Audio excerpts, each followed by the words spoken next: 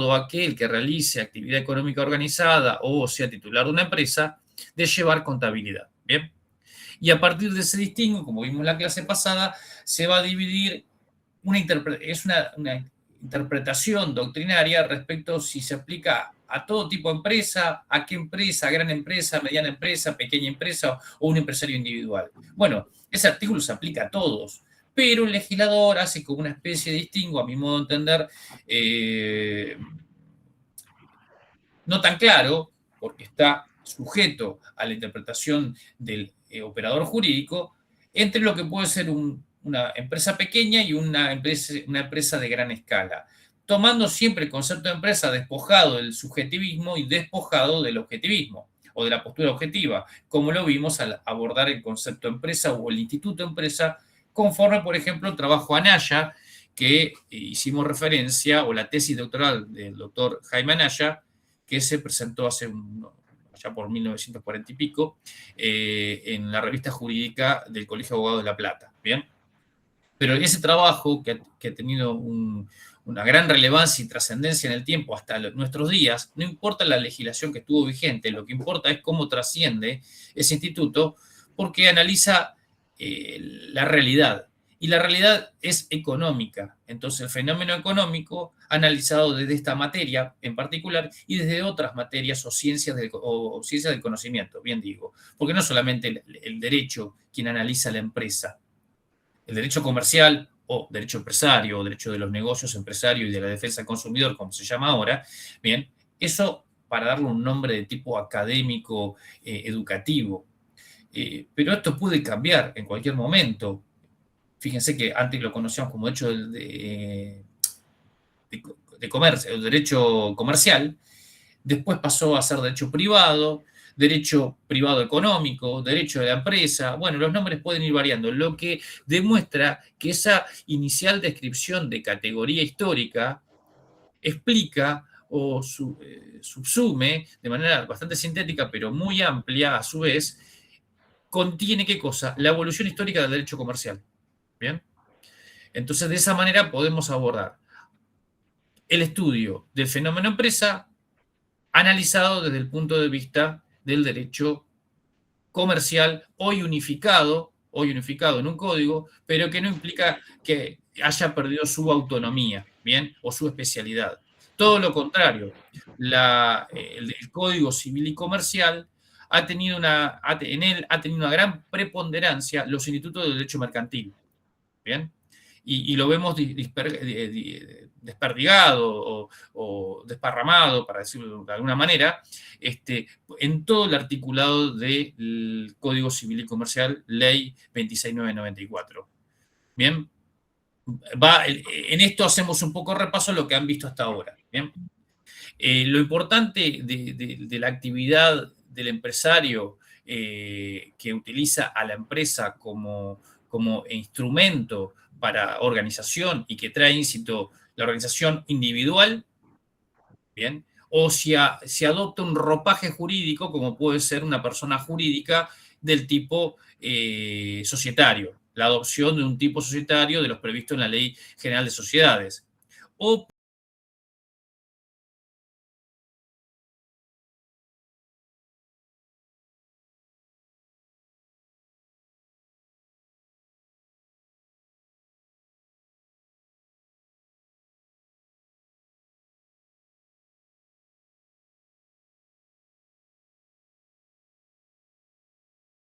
Código de Comercio. ¿Qué cosa?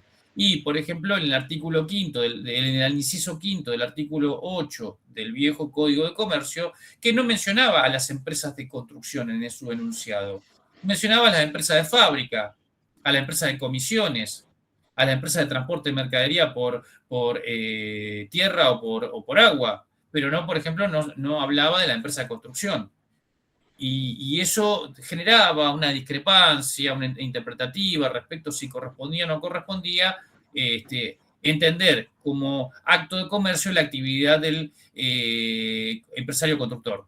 Entonces decía, si solamente se encargaba a llevar materiales a la construcción aportados por él o si eran aportados por el comitente. Y había toda una discusión innecesaria, vana, que hacía perder el tiempo. Bueno, todo esto viene a que la actividad económica organizada de los factores de la producción que mencionamos, que son que contiene elementos objetivos y subjetivos, ¿bien? También contiene elementos dinámicos, y en esto incluimos a la hacienda mercantil o al fondo de comercio. Implica, ¿sí? ¿Alguien me pregunta algo? Ahí hay alguien, Cristian, tenés el teléfono abierto y se escucha ruido de fondo. Cristian Cromer, pues ahí está. Bien. Porque pensé que me estaba consultando. ¿Qué implica? Implica que el resultado de ese producido, de esa actividad, para generar productos, para generar bienes o para prestar servicios, lo debe colocar o lo coloca en el mercado. Bien. Y en la clase que nos va a tocar hoy, que esto sirvió para introducir al tema, tiene que ver con el mercado. ¿Y qué es el mercado? ¿Por qué el producto final de la elaboración de la actividad de la empresa se coloca en el mercado? Y por una cuestión que tiene que ver o se refiere a la necesidad de suplir o de cubrir intereses, de suplir esas necesidades que representan esos intereses individuales, sectoriales, sociales e incluso de una comunidad toda, e incluso el interés propio de la empresa. Y usted va a decir, ¿cómo el interés propio de la empresa si la empresa no es un sujeto? No, no es un sujeto. Pero la empresa, en el trabajo de Anaya que ustedes han estudiado, tiene diferentes perfiles o diferentes aspectos o facetas. La faceta objetiva, subjetiva, objetiva, la dinámica y la de la actividad propiamente dicha y su relación con diferentes áreas o aspectos o matices. Bien. Y esto va a concluir en que esos diferentes aspectos confluyen en un lugar determinado. Y ese lugar determinado donde lo encontramos en el mercado. Y ustedes dirán, bueno, ¿qué es el mercado? Muchos lo deben conocer por definición de sentido común, pero hay un término, un concepto que subyace sintéticamente esa identificación, ese concepto de la empresa. ¿Y qué es el lugar de encuentro entre la oferta, perdón, de la empresa, no, del mercado, discúlpenme? Es el lugar de encuentro entre la oferta y la demanda. Por lo tanto, ¿oferta y demanda de qué? De cosas, de bienes, de servicios, de productos. Entonces podemos encontrar que existen diferentes tipos de mercados. Si hablamos del mercado laboral, el lugar digamos, de encuentro será el mercado laboral, donde ¿qué encontramos? Tiene un precio ese mercado, y el precio se llama salario o remuneración. Justamente muy en boga en estos momentos, donde se está reformando la ley laboral, se ha reformado la ley laboral, cuestionable de cualquier punto de vista o no, depende de qué lado del mostrador nos encontremos, depende del interés que estemos viendo o ubicándonos en favor de uno u otra parte. Nos pasa lo mismo que el mercado de granos. El mercado de granos está el productor de granos y está quien adquiere esos granos para incorporarlos a otro proceso de transformación o para exportarlos. En definitiva, y en definitiva, ¿dónde va a llegar el producido tanto tal cual se encuentra extraído de la tierra o colocado en el mercado con valor agregado, o sea, con un proceso de industrialización, y se coloca en el mercado final, en el mercado de consumo, ¿bien? O local o extranjero. Y el precio, la cosa que se comercializa en ese mercado se va a llamar royalty o regalía, ¿bien? Perdón, commodity. El royalty o regalía es del mercado de tecnología, que eso quería llegar también para explicarlo. El commodity, que son el precio, el valor de los granos. Soja, avena, trigo, maíz, ¿bien? Fíjense cómo son diferentes mercados. En el mercado de las tecnologías o de la informática, ahí sí está la regalía, el precio por transmitir la información de la producción informática, de la producción digital, que ahora se encuentra tan en boga también, por caso, con la producción de los GPU, CPU y la tecnología referida a la inteligencia artificial. Y eso tiene un precio, que es un precio que además contiene intangibles, ¿bien? Que no se pueden, capaz que tocar, palpar a los sentidos comunes o prácticos que tenemos con la vieja economía clásica, sino que tiene que ver con la economía del conocimiento. ¿Bien? Fíjense que estamos hablando constantemente de economía o de derecho económico. Y esto es lo que importa desde el punto de vista del derecho comercial o del derecho de los negocios empresariales y de la defensa del consumidor, porque el mercado, ¿qué ocurre? ¿Se autorregula? Bueno, la idea de los economicistas clásicos es que el mercado se autorregula según oferta y demanda y triunfa quien es más demandado y logra, digamos, o propender o colocar su producto en el mercado a un mejor precio, con un mejor servicio, una mejor condición de sus productos y queda excluido o queda de alguna manera disminuido en su capacidad de competir el proveedor o productor de un bien o prestador de un servicio que no logra disminuir o inhibir a ese contrincante que logra posicionarse en el mercado. Este sistema de competencia implica que necesariamente que alguien va a salir perjudicado.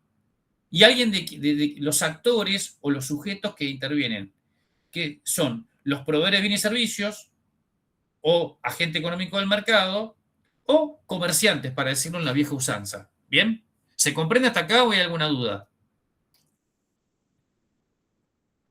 Por otro lado, tenemos otros sujetos que ya lo hemos mencionado. Me tomo la licencia de tomar un mate porque estoy en aula virtual, porque en el aula tomo agua, pero bueno, sabrán entender los chicos, ustedes en general.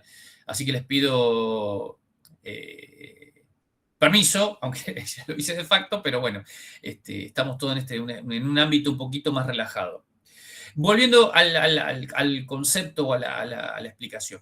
Encontramos entonces en el mercado que interactúan los competidores, los agentes económicos del mercado, que son, ¿qué cosa? Empresarios, sean individuales u organizados bajo estructuras jurídicas. Bien, llamémosle sociedades comerciales, sociedades mercantiles, sociedades. Hoy ya ese distingo de sociedad comercial no existe más. La ley 19.550 fue reformada por la reforma del Código Civil y Comercial y se llama Ley General de Sociedades, pero sigue siendo la originaria 19.550 con sus modificaciones. Bien. Modificaciones que impactaron lo mismo que en el Código Civil Comercial, flexibilizando conceptos o institutos que antes eran más rígidos. Bueno, precisamente esa flexibilización de institutos hoy está llegando también a otros sujetos que intervienen en el mercado, por caso el mercado laboral. Por eso la reforma laboral. Sin emitir opinión, si se quiere, partidaria, respecto de a quién defender, a quién perjudica o si es mejor o peor. Me refiero que la reforma flexibilizando es una tendencia, se flexibilizó hace más de 10 años el Código Civil y Comercial.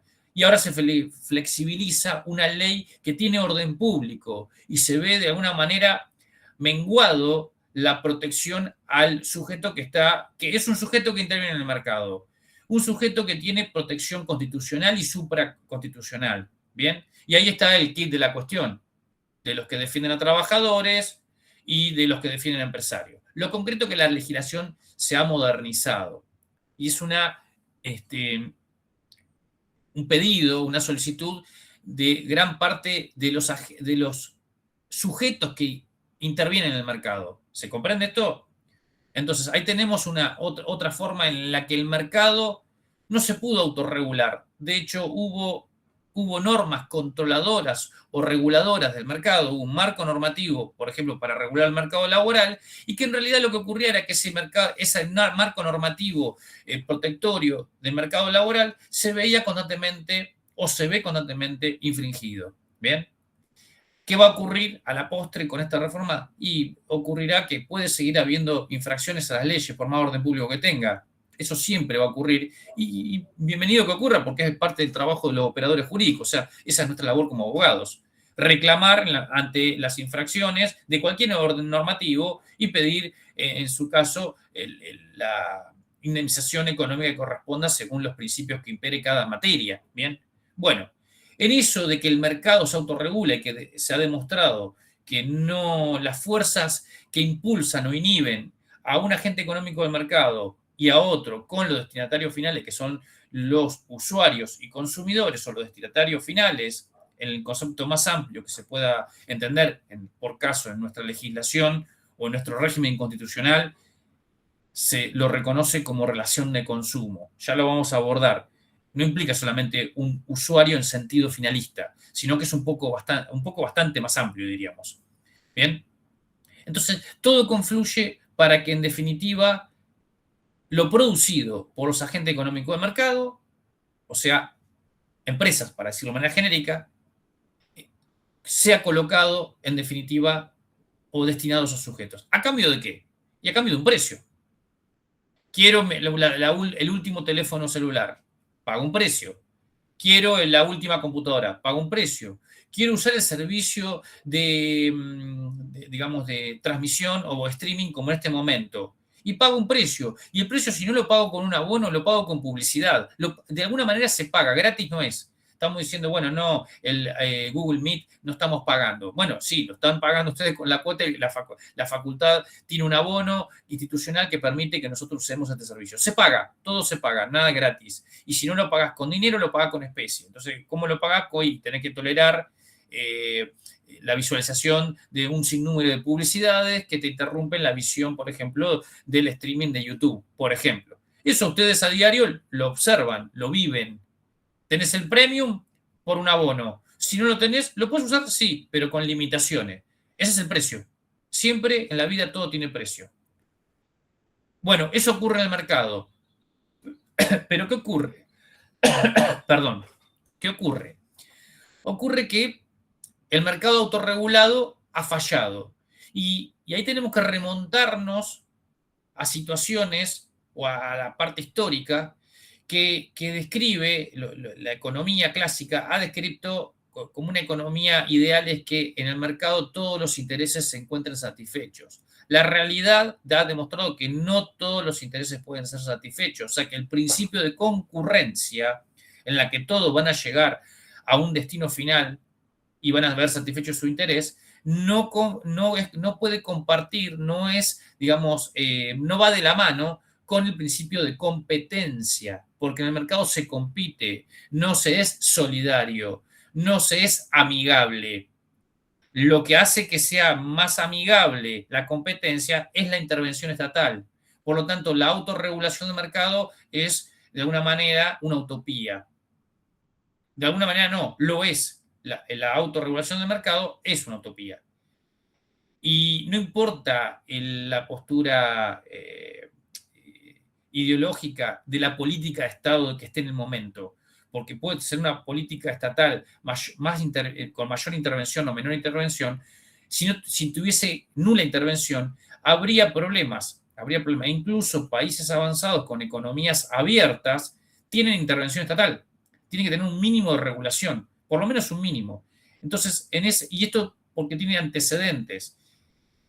Volviendo un poco a ese antecedente, vamos a lo de la concurrencia. En la concurrencia, todos los sujetos que intervienen en un mercado deberían ver satisfecho su interés. Todos deberían tener un plato de comida en la mesa. Todos deberían tener un terreno y poder construir su casa o su vivienda. Todos los empresarios deberían vender su producto en un mercado determinado y todos los consumidores y usuarios poder comprar de manera distribuida esos bienes o hacer uso, pagar un precio por uso de servicios. ¿Ocurre eso en la realidad? Les pregunto, ¿ocurre? No, no ocurre. No ocurre. Entonces, ¿qué implica? Que la realidad difiere de lo que por teoría se intenta plasmar en algunas tendencias doctrinarias. ¿Bien? Entonces pasamos a la realidad, al principio de realidad económica. Y el principio de realidad económica, ¿qué nos dice? Que en el mercado hay sujetos que ganan y hay otros sujetos que pierden.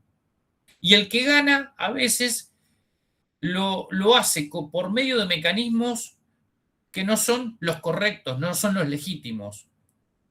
Y que también puede ser que haya ganado de manera correcta o legítima y sin embargo después se desvirtúa y termina perjudicando. Y cuando decimos que se desvirtúa y termina perjudicando, ¿a quién termina perjudicando? Ya perjudicó al competidor.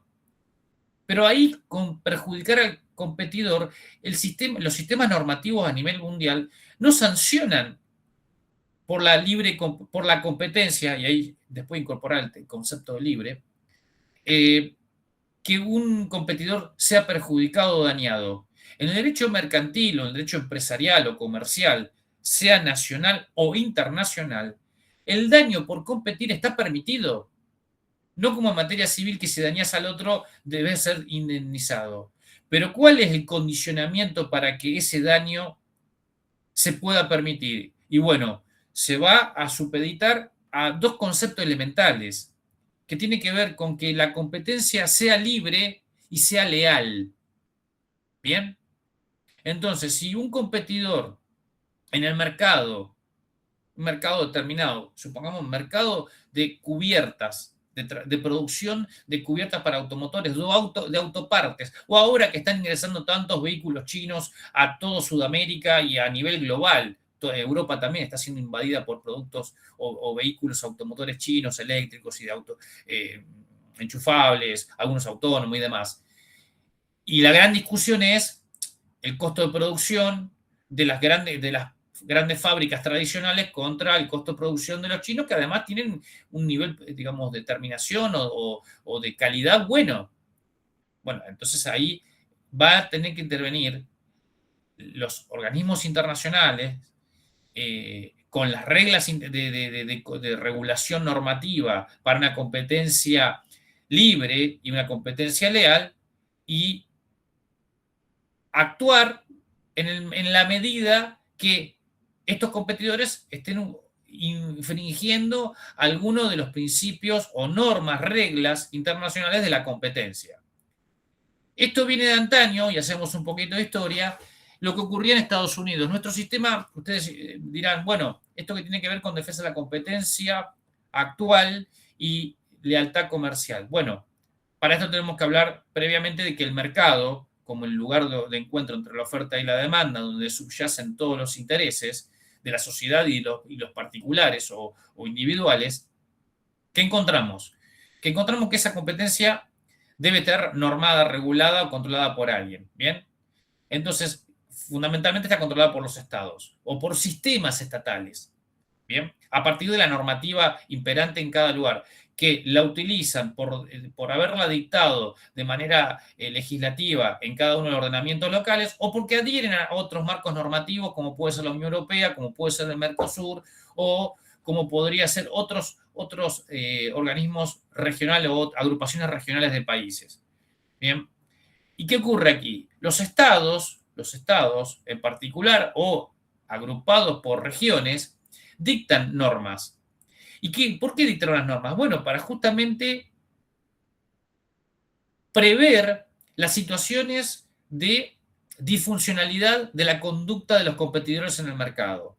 El mercado está regulado, salimos del sistema de lo autorregulado porque la historia ha demostrado que no funciona y por caso se implementaron sistemas de control más estricto, control más relajado en virtud de los antecedentes históricos. El primer antecedente que voy a dar y que sirvió como influencia para la República Argentina es el sistema americano. El sistema americano de siglos pasados permitía una competencia libre. ¿Bien? Pero ¿qué pasó? Por ejemplo, justamente con el transporte de productos agrícolas en Estados Unidos desde una costa del Atlántico hacia la costa del Pacífico, implicaba que el producto se veía o menguado o desabastecido o encarecido en su precio precisamente por el costo que le imponía el transportista. Y el transportista no era ni más ni menos que cosa, que el dueño del ferrocarril. Entonces el productor que se encontraba en la costa este le cargaba un precio de producción de la mercadería, o sea, del producto de la tierra, y cuando era colocado en la costa oeste, ocurría que tenía otro valor, pero el valor no era por la intermediación simple del transporte de manera, digamos, mesurada o equilibrada o proporcional, no, superaba ampliamente el valor del producto. Eso generaba un perjuicio en quién, en los destinatarios. A su vez, el producto iba a ser digamos, subdistribuido por distribuidores locales. Entonces, el producto, no sé, una tonelada de maíz traído de un lugar, colocado en otro, no tenía cargado el precio del transporte, además era quien decidía el precio de ese producto. Ante esta conducta, la legislación americana lo fue menguando, lo fue cercenando, lo fue controlando y fue retaseando la conducta. Existen infinidad de normas a nivel americano, las famosas actions, que sirvieron para controlar esa conducta. Se fueron desvirtuando, como ocurre en toda economía, encontrándole, el empresario tiene la habilidad de poder encontrar los recovecos y utilizar, si se quiere, los eufemismos prácticos, o eludiendo la aplicación de las normas para poder seguir actuando. Entonces se crearon los sistemas, si se había un solo productor o un solo agente económico del transporte de mercadería, que era el tren o el ferrocarril, por norma de América, de Estados Unidos, se implementó que no podía imponer digamos, el precio de manera unilateral al producto, porque era un monopolio. Bien, el monopolio no es malo.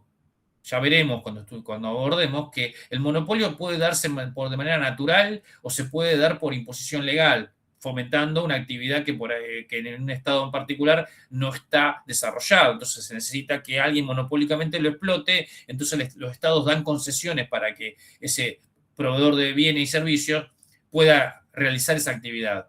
Pero este caso era el transporte por ferrocarril monopolizado por un solo sujeto.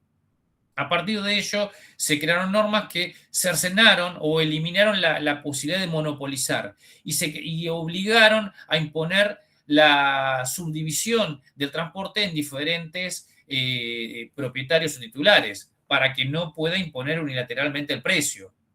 Y utilizaron para ello, después, para evadir esa conducta, la figura del trust, o sea, la figura de la actividad o del acto en confianza. ¿Bien? También eso se logró evadir y esquivar utilizando la figura de otras conductas que, en definitiva, con mayor artilugio, terminó perjudicando también a los competidores, e incluso, como forma más grave, al destinatario final o al consumidor. Estas conductas, este sistema de conductas, fue sancionado por la legislación americana y fue adoptado por nuestro sistema en un primer medida. Y estamos hablando sobre comienzos de la década, finales de los 70, principios de los 80. La famosa Ley de Defensa de la Competencia 22.262 establecía un régimen de conducta genérica en el artículo primero, un enunciado de conductas especiales y luego un enunciado de conductas penales abiertas, ¿bien? Lo cual es inconstitucional. ¿Cómo se llamaba la ley? La vieja ley 22.202, Ley de Defensa de la Competencia, se sigue llamando igual, nada más que tiene otra reglamentación ahora y ha sido modificada. Lo que demostró esta ley era que, en definitiva, obviaba la previsión de situaciones que se generaron a la postre no previstas. Entonces, los productores de bienes y servicios encontraban en el accionar de facto conductas no reguladas e incurrían en ellas. Por caso, para dar un ejemplo, la conducta o la práctica de precios predatorios o producción por debajo del costo. Bien, que luego en una ulterior reforma se incorporó en el famoso inciso M de la ley 22.262. ¿Eso sería el dumping? Claro, similar al dumping, exacto. Y algo que a nivel internacional hoy, de alguna manera, podemos llegar a visualizarlo o ya ha ocurrido. Pero era a nivel interno, ámbito de aplicación, República Argentina. Pero no estaba regulado, y no estuvo regulado hasta entrada la década del 90, avanzada la década del 90, ¿bien? Donde finalmente, sobre fines de los 90 y comienzos de los años 2000, se dicta la nueva ley, la 25.556 o 520, no me acuerdo bien el número, ya está también derogada, que previó este supuesto, el supuesto, y lo incorporó, pero hasta ese momento, todo ese tiempo, pasaron casi 20 años o 20 años sin prever la conducta de aquel sujeto o agente económico del mercado que intervenía en el mismo produciendo un bien o colocando un bien con un precio menor al precio o al costo de producción. ¿Qué contiene la Ley de Defensa de la Competencia como regla principal o como, digamos, objetivo principal? La Ley de Defensa de la Competencia, incluso con la redacción original y con la redacción actual, que hoy lo encontramos en la 27442, prevé la posibilidad o prevé, digamos, la sanción o intenta sancionar o inhibir que la conducta de un agente económico del mercado no esté destinada a no limitar, restringir, prohibir, expulsar o cercenar el ingreso de otro agente económico del mercado al mismo, valga la redundancia, o expulsarlo. Entonces, pero siempre que no sea producto de la libre competencia. Tenemos que en la competencia, la Ley de Defensa de Competencia, ¿qué está en definitiva previendo en este artículo primero? Que la competencia sea libre. Toda conducta que sea restrictiva de la conducta de otro competidor está reprochada, está sancionada, está prohibida. ¿Bien? Supongamos, tengo en el barrio se instala un supermercado y viene otro agente económico del mercado que instala otro supermercado. Bien, este supermercado va en conjunto con otros supermercados de la zona, se ponen de acuerdo a bajar los precios de modo tal que este nuevo que se instaura no pueda competir. Lo hacen todo el tiempo que pueden para lograr que se funda, hablando en términos criollos. Bueno, ese acuerdo de precios congeniado, concertado entre dos supermercadistas, lo llevo al ejemplo coloquial del barrio para que se puedan dar cuenta, implica un pacto colusorio, que así lo ha dado en llamar la doctrina, un acuerdo de partes con finalidad de causar daño al tercero o a ese otro competidor. Bueno, esa conducta es reprochada. Para ello, si solamente vulnera el derecho de ese competidor, eliminándolo del mercado, ¿podrá ese competidor reclamar bajo el ordenamiento común? O sea, los daños y perjuicios, demostrando que hubo una conducta entre dos sujetos que compiten para erradicarlo o eliminarlo o cancelarlo del mercado. Ahora, ¿cuándo toma injerencia la Ley de Defensa de la Competencia, que es una ley de orden público y que tiene por finalidad principal o primordial defender los intereses del mercado? Y en definitiva, ¿cuál es el interés con el interés general protegido, el interés económico general? ¿Y quién está incluido en el interés económico general? Fundamentalmente los consumidores. Ahora, si este acuerdo que yo expresaba o les doy como ejemplo entre dos competidores para volar o sacar o eliminar del mercado al competidor que se intenta instalar, se lo están limitando. Lo están limitando por ofertas de precios que son imposibles de equiparar o de inhibir, por lo menos, y sostenida en un cierto tiempo que no permite mantenerse en el mercado. Bueno, esa práctica restrictiva mediante un acuerdo entre dos competidores, siempre que no afecte al interés económico general, o sea, que no afecte los intereses de los consumidores y usuarios, dará derecho al reclamo de protección o indemnización al derecho subjetivo lesionado, pero no dará intromisión o no generará la competencia del órgano de poder de policía que tutela la Ley de Defensa de la Competencia. Tiene que demostrarse que hay una afectación al interés económico general. ¿Cómo nos damos cuenta de que hay, que hay una afectación al interés económico general? Cuando, por ejemplo, ese acuerdo de ambos competidores, que eliminó un competidor que venía digamos, a repartir la torta del mercado, implica, por ejemplo, que una vez que está eliminado, hay un aumento de precios del producto que antes habían vendido a un costo a un valor irrisorio. ¿Se entiende? Bueno, eso precisamente preveía la vieja ley, la originaria ley 22.262, que era un decreto ley del gobierno de facto de la época, después fue ayornado por la ley 25.526 y finalmente tuvo la reforma, hubo ayornamiento a estas épocas, año 2019, 18-19, mediante la ley 27.442. El artículo primero tiene similar redacción. Si ustedes lo tienen a mano, búsquenlo, lo vamos a leer en conjunto y vamos a leerlo y a compararlo con la vieja 22.262. Pero en definitiva, prevé una conducta genérica y prevé un condicionamiento para que tome intervención o sea aplicable esta ley. Recuerden, tiene que haber en toda la conducta genérica descrita, y después vamos a ir a las conductas especiales, tiene que haber afectación al interés económico general, que termina siendo en definitiva el interés superior, tutelado o protegido. ¿Bien? El artículo primero de la 27.442, Ley de Defensa de la Competencia, fundamentalmente busca que la competencia sea libre, o sea, busca que la conducta de los agentes competidores del mercado no sea restrictiva, no vulnere el derecho del otro competidor. Fundamentalmente regula la conducta entre competidores, entre empresarios, entre empresas, subjetivizando de alguna manera el concepto empresa, ¿no? Entre empresarios, que en definitiva tiene un destinatario final que termina siendo el usuario o consumidor.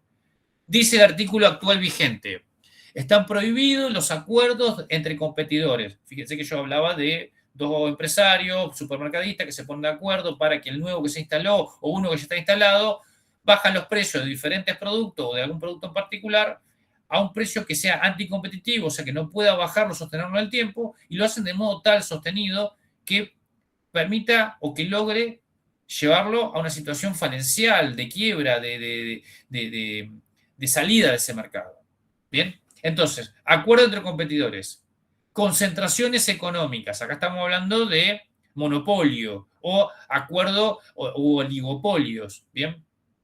O actos o conductas, o sea, conductas individuales, unilaterales o concertadas entre dos o más competidores, que de cualquier forma manifestados, sea expresamente, de manera abierta o incluso de manera soslayada o solapada, relacionados con qué. Bueno, en el mercado, ¿qué colocamos? Los productos fruto de la producción de bienes y servicios o intercambio de estos bienes y servicios, ¿bien? Que tengan por objeto, ¿qué cosa esa conducta? Limitar, restringir, falsear, distorsionar a la competencia, o sea, aquella gente que se quiere incorporar al mercado, o el acceso al mercado, y que constituyan un abuso de posición dominante en el mercado. Entonces acá vamos a desglosar un poco este artículo, tanto en la redacción originaria, la intermedia, como la actual. Este artículo mantuvo la esencia, con diferentes matices de enunciación, pero mantiene la esencia. El objetivo es competencia libre, ¿bien? Entre competidores.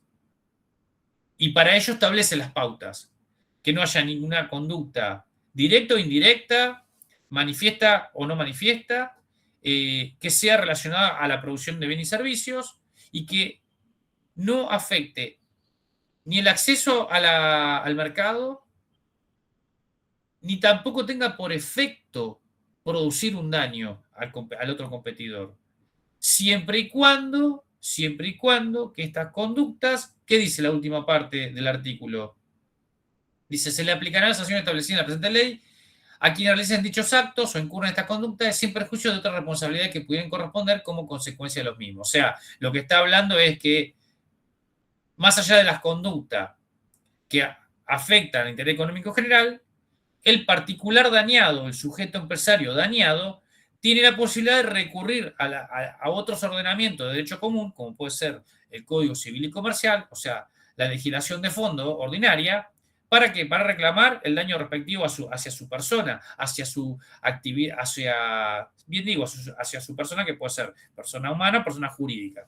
Fíjense que dice el artículo, lo reitero para recalcarlo, están prohibidos los acuerdos entre competidores, las conductas, las concentraciones económicas, los actos o conductas de cualquier forma manifestados relacionados con la producción o intercambio de bienes y servicios que tengan por objeto o efecto, o sea, como un sentido inicial o como un sentido a la postre, relacionados con la producción o intercambio de bienes y servicios que tenga, ya lo dije eso, que tenga, sí, por efecto limitar, restringir, falsear o distorsionar la competencia o el acceso al mercado, o que constituyan un abuso de posición dominante.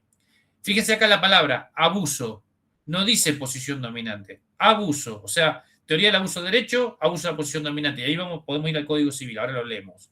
De modo que pueda resultar perjuicio para el interés económico general. Entonces, en definitiva, todas estas conductas descritas al comienzo de esta primera parte del artículo siempre tienen que estar supeditadas a que haya una afectación real al interés económico general. Y como les adelantaba, el interés económico general es el interés de los consumidores, los destinatarios del mercado. ¿Bien? En el mercado argentino, en cualquiera de sus mercados particulares, esta conducta sea llevada a cabo por sujetos empresarios del supermercadismo, sujetos empresarios de la producción agrícola, sujetos empresarios de la producción informática o de inteligencia artificial, sean extranjeros o nacionales, si incurren en esta conducta van a ser alcanzados por esta ley. Ahora, si no hay afectación al interés económico general, o sea, no incide en una vulneración de los derechos del consumidor o usuario, o sea, en cómo lo podemos detectar y porque no hay aumento de precios o porque la prestación no se ve perjudicada, disminuida o retaseada, entonces ahí, en ese caso, en ese supuesto, el competidor dañado no puede recurrir al marco normativo este que estamos hablando. Deberá recurrir a las reglas de fondo ordinarias. ¿Bien? ¿Se entiende esa diferencia? Es esencial, porque vamos a ver un caso que lo vamos a comentar rápidamente en clase para posteriormente que ustedes lo lean, lo analicen, el supuesto fáctico analizado en torno a la regulación actual. ¿Sí? ¿Alguien me pregunta algo? Ah, no, pues bien. Yo te pregunto, discúlpame. Sí, ¿quién me pregunta? Ignacio Viera soy. Ah, ahí te estoy viendo, sí, sí. No, porque estoy leyendo lo del artículo 1 Sí. Y es como que me lleva a lo que sería un mercado ideal, digamos, porque, digamos, los empresarios, las empresas que se ponen de acuerdo en precios y demás, creo que pasa cotidianamente. En Se me la ocurre en Sí, la sí, en la práctica. práctica obviamente ocurre. Lo que precisamente busca el legislador o busca la legislación, para hablar más en abstracto, es evitar que ello ocurra. Y si ocurre, bueno, quedará en cabeza del sujeto afectado hacer el reclamo pertinente, hacer la denuncia pertinente. En el caso de que haya una afectación al interés económico general, la denuncia hasta la puede hacer un consumidor, un usuario. ¿Bien? Si bien podría, es más, la denuncia la hace el consumidor y usuario capaz que en el organismo de defensa del consumidor.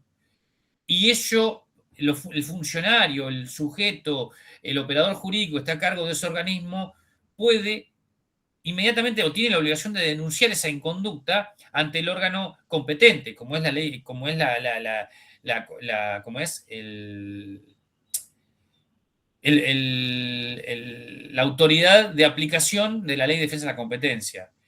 Claro, prevé una situación, el artículo prohíbe, es como si leyésemos el artículo, no sé, 79, 80 del Código Penal y está prohibido matar. O sea, sería un mundo ideal que nadie asesina a otra persona. Bueno, ¿ocurre homicidios? Sí. Bueno, pero en el caso que ocurre, ¿qué está? La legislación para reprimir al agresor y sancionarlo y penarlo o encarcelarlo por el tiempo que sea según el tipo de motivación y circunstancia que pueda agravar o no el tipo de delito. Bien, este caso pasa igual porque de hecho esta ley tiene todavía en esta parte ese contenido de tipo punitivo administrativo. Bien, es una ley que obviamente la aplica un órgano de ejercicio de policía como es la Comisión Nacional de Defensa de la Competencia o el órgano de autoridad, la Autoridad de Defensa de la Competencia. ¿Por qué lo digo? Porque ha ido cambiando los nombres de los órganos administrativos conforme cambian las estructuras administrativas según los poderes políticos, los gobiernos que están en turno. El nombre va variando con el tiempo, ¿bien? Pero sí, lo que vos decís está claro, la ley busca el mayor equilibrio, la mayor equidad, la mayor digamos, adecuación al marco normativo. ¿Bien? ¿Se comprende? Sí, sí. Bien. Reitero algo. En el mercado, esta no es la única ley que regula la buena actuación o la conducta que idealmente deberían cumplir los sujetos que están comprometidos en el mercado o que intervienen en el mercado. Elementalmente, vamos a ver en esta materia 4 leyes, por lo menos 4 leyes que controlan o regulan el mercado, lo que podríamos llamar marco regulatorio, marco normativo. Existen muchas más leyes, porque además existen no solamente leyes, sino reglamentaciones, decretos, resoluciones, disposiciones administrativas de aplicación, porque esta ley se aplica en conjunto con diferentes jurisdicciones. Ley nacional, con aplicación en jurisdicciones locales, como puede ser provincial, y a su vez local o municipal. ¿Bien? Le va otorgando la facultad de intervención en parte, no en todo. No puede un municipio aplicar la ley de defensa de la competencia, claramente. Lo que puede el municipio, si detecta una infracción, es, si hay afectación al consumidor, bueno, llamar al competidor, porque pudo entender él o los competidores, primero a que se avenga al marco normativo, que se adecue al marco normativo. Si no lo hace, lo imputa y lo sanciona. Y si ya cometió la conducta prohibida, aplica la sanción, la imputación y la sanción posterior. ¿Bien? Y en su caso, si es incompetente, reenvía o remite las actuaciones para que actúe el órgano de aplicación correspondiente. Pero a veces toma intervención en estos asuntos a partir de una denuncia de un consumidor, que sí las jurisdicciones locales tienen injerencia, tienen competencia, por ejemplo, en las oficinas de consumidores. ¿Bien? Fíjense que el último párrafo de este artículo segundo, y luego digo cuáles son las otras normas, queda comprendida en este artículo en tanto se den los supuestos del párrafo anterior, la obtención de ventajas competitivas significativas mediante la infracción de otras normas. Acá agrega algo el legislador que antes no estaba, que tiene que ver que si el agente competidor del mercado, o el agente económico del mercado, infraccionando otras normas de tipo administrativas, reglamentaciones administrativas nacionales, provinciales o incluso locales, logra, en definitiva, el efecto que busca disuadir o el objeto que busca disuadir la ley y obtiene ventajas económicas, bueno, va a ser sancionado de la misma manera. La realidad es que, como bien lo decía Ignacio, esto no siempre se da por actuación o inspección de oficio por parte del Estado. Lamentablemente se da por denuncia. La actuación de oficio por inspectores o porque el Estado está tratando digamos, de controlar y detectar y a su vez infraccionar, no es lo más común. Siempre va supeditado a la denuncia o está normalmente supeditado a la denuncia del afectado. ¿Bien?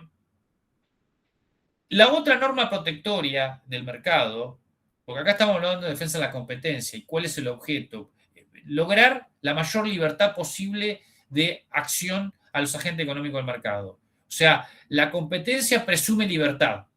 Por eso habla libre competencia, que es un presupuesto básico de la competencia en un mercado determinado. ¿Bien?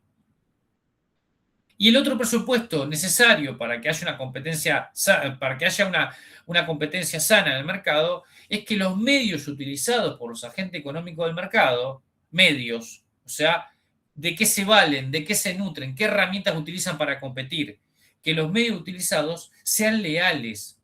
Entonces tenemos libre competencia y leal competencia. Dos presupuestos básicos.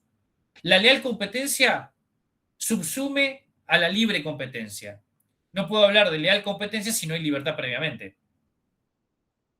Porque si digo, estoy actuando de manera leal para competir y estoy restringiendo el acceso al mercado de otro competidor, ya está, ni hablo de lealtad. Estoy hablando primero voy al primer presupuesto, que es la libertad. Está siendo restringida, por lo tanto, ¿qué voy a analizar si utilizo un medio o cuál medio utiliza para competir de manera leal o leal? No es necesario. Directamente se puede observar que la conducta unilateral o la conducta bilateral o trilateral, o sea, concertada con uno o más competidores, es anticompetitiva, o sea, vulnera la libertad de otro competidor. ¿Se entiende?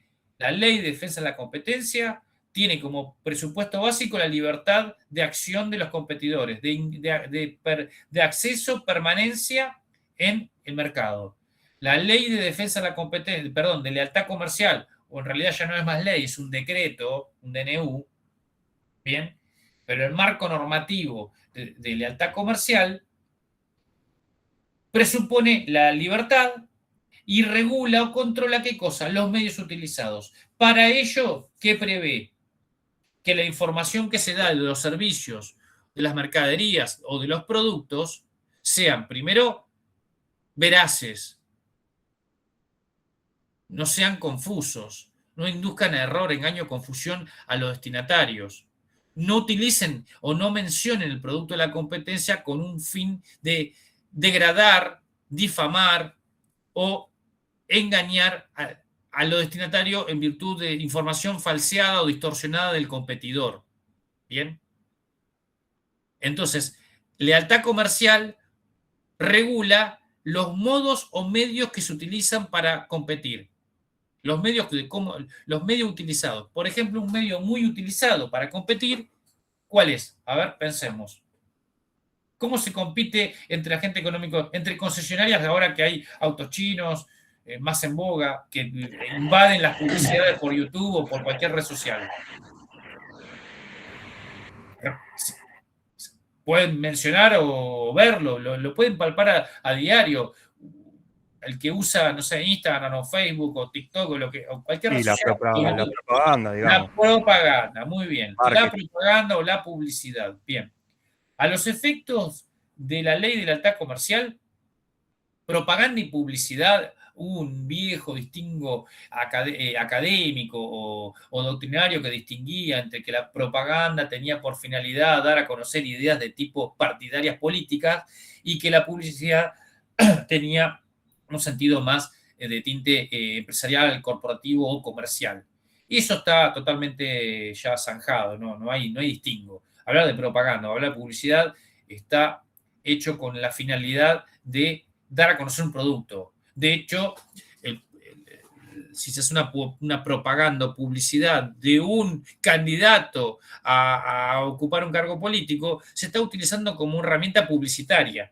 La empresa o el empresario que ejerce de manera profesional la actividad publicitaria, bueno, está realizando una actividad empresarial, que es publicitar si no es un producto, es un candidato, es lo mismo. O sea, es indistinto hablar de publicidad o propaganda. Para ello hay artículos de Aida Kemelmacher de Carlucci, los invito a que lo lean, lo hemos subido a la plataforma, yo voy a tener que liberarlo porque no los tengo liberados, pero para que ustedes puedan acceder al mismo.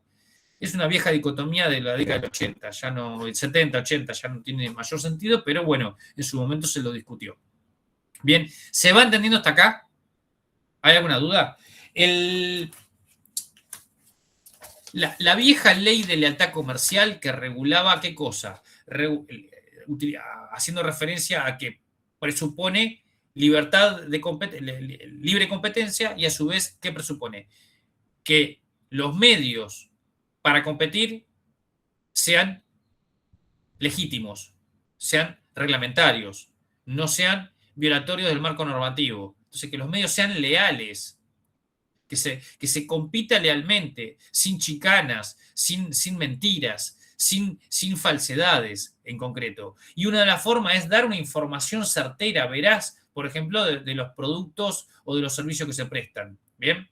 La vieja ley de lealtad comercial, la 22.802, que después fue derogada, y fue derogado por este decreto 274 del 19, un DNU, ¿bien?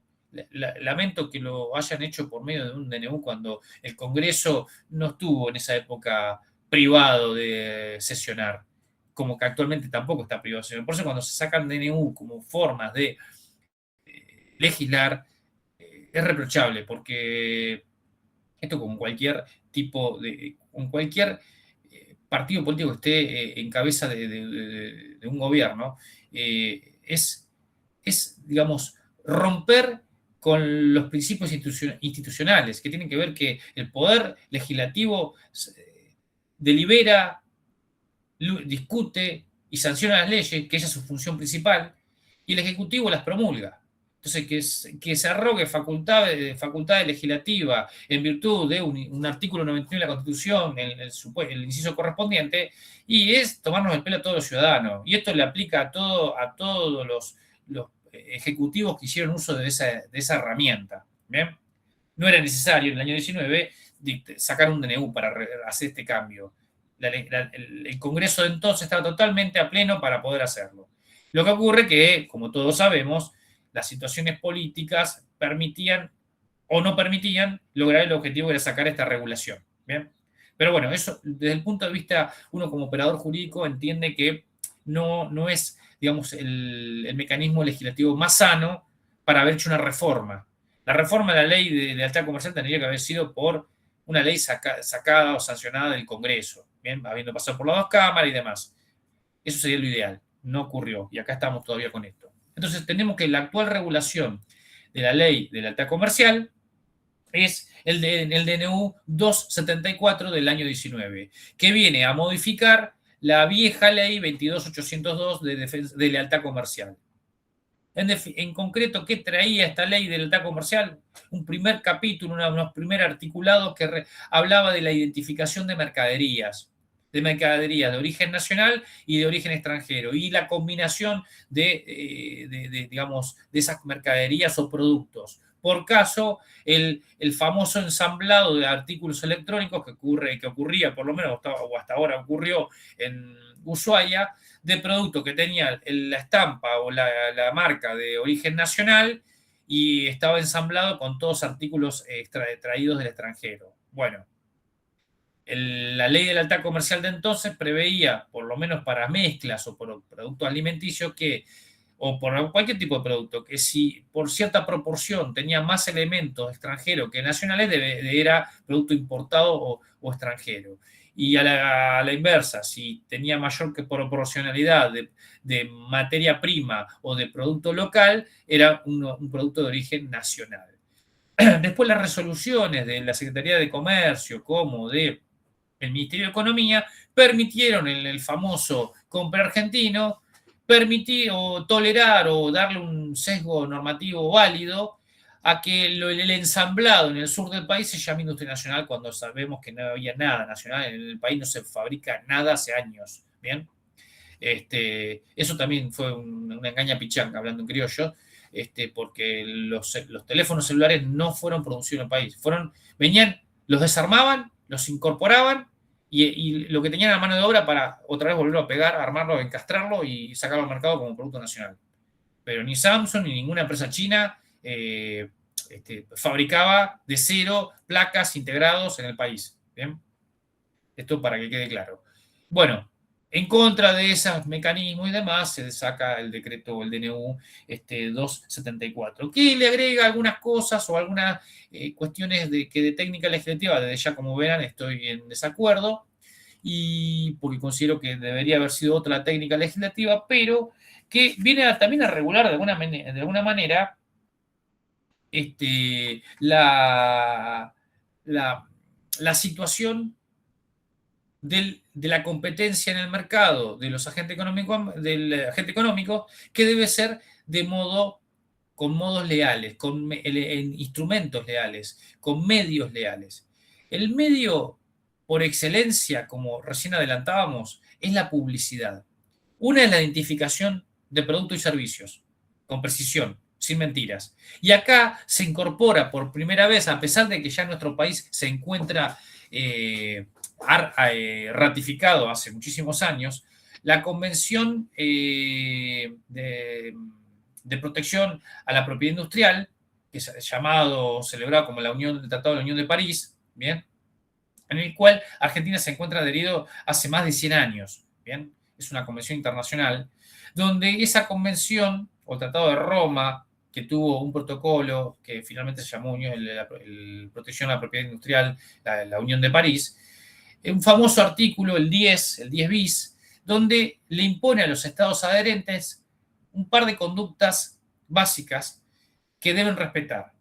Que en la comercialización de esos productos los estados deben obligar a sus productores de bienes y servicios que no provoquen daño al destinatario ni al competidor, que no induzcan a error, a engaño, confusión y que no provoquen degradación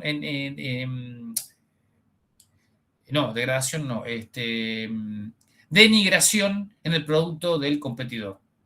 Estos son tres supuestos, el segundo supuesto es desdoblado en tres supuestos, han sido incorporados en el DNU e incluso ya han sido aplicados por la jurisprudencia en innumerables fallos desde antaño, porque hablo que es una vieja convención antiquísima, que tiene más de 100 años. Pero lo único, si se quiere dar como elemento valioso del DNU, es que incorporó esos conceptos, los menciona. ¿Bien? Con respecto a la publicidad, bueno, principios que imperan en materia de lealtad comercial, bueno, por ejemplo, en publicidad. Hablamos que la identificación de mercadería o productos o servicios debe ser veraz, cierta, detallada, actual, ¿bien? Y por otro lado, hablar de la proporcionalidad, de cómo está compuesto el producto, si es mercadería, si es envasado, el quilaje, etc. Bien. Ahora, con respecto a la publicidad, teníamos el inconveniente que teníamos antiguamente una sola referencia y que toda una construcción de tipo interpretativa por parte de la jurisprudencia o de los operadores jurídicos o técnicos jurídicos de las normas. Bueno, de alguna manera ha traído conceptos o ha incorporado institutos, el DNU 274 del 19, respecto a una incorporación de actos desleales, como si fueran actos de competencia o digamos, similares a los enunciados en la Ley de Defensa de la Competencia, en un artículo 8 en adelante, un capítulo que prevé qué son actos desleales y los enuncia. También prevé o regula de alguna manera, un poco más detallada, lo referido a la publicidad. Y la publicidad, para esto podemos ingresar en un poco la historia de lo que es la publicidad como medio para competir y como medio para competir de modo leal. Bien, que la competencia no utilice medios desleales. ¿Y por qué hablamos de que el medio debe ser leal? Bueno, la forma de competir mediante publicidad, mencionando el producto del competidor, inicialmente en la historia del derecho de la competencia y del mercado, el marco regulatorio del mercado, estuvo por idiosincrasia prohibido. Antiguamente, hace muchísimos años, no se podía ni siquiera mencionar el producto del competidor. Como primer digamos, argumento que daban los jueces, tenía que ver con que mencionar el producto del competidor violaba lisa y llanamente el principio o el objeto lícito de los actos jurídicos, que lo teníamos desde antaño en el famoso 953 del Código de Vélez, y después en la violación o vulneración de la ley marcaria, porque los productos o servicios que se incorporan en el mercado tienen tutela de identificación marcaria reconocida por el Estado. La ley de marca justamente busca que el propietario de un producto pueda distinguirlo y diferenciarlo del producto del competidor a partir de un reconocimiento total de esa marca. Bien, ya vamos a ver marcas cuando lo veamos luego en las clases que viene. ¿Cuál es digamos, el marco regulatorio, el procedimiento, la duración, etcétera? Bien. Bueno, la publicidad inicialmente en sus comienzos prohibía la mención de del producto competidor. Ni hablar si retrotraemos a otras épocas. Ya incluso era un delito, en fin. Por caso, para traer como ejemplo, para defensa de la competencia, vamos a dar como referencia un dictamen importante con otra normativa, pero que es importante analizarlo o es jugoso analizarlo a la luz de la actual regulación, que es el caso Cámara de Papelerías y Afines con supermercados o hipermercados macro, ¿bien? Sobre la práctica de los precios predatorios o venta de productos por debajo del costo de producción, caso macro, ¿bien? Y para este supuesto que estamos hablando ahora, la ley de lealtad comercial, tenemos una serie de fallos que son importantes abordar. El primer caso que lo damos como leading case es el caso Rolex con Orient.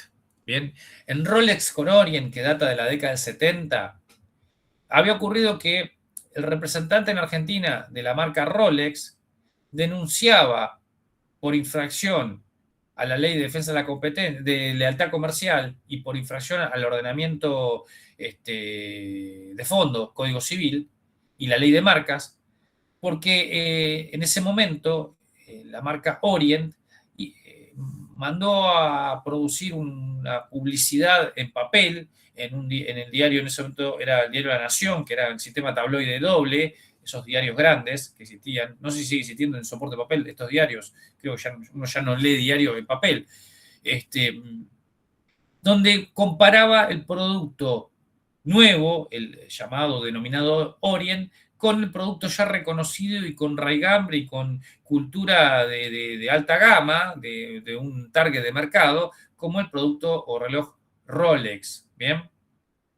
Entonces la publicidad más o menos lo que establecía era un parangón de cuestiones técnicas, manifestando no, el nuevo reloj desconocido tiene la misma característica que el reloj conocido y con, digamos, con target determinado de mercado, e incluso tenía mejores atributos.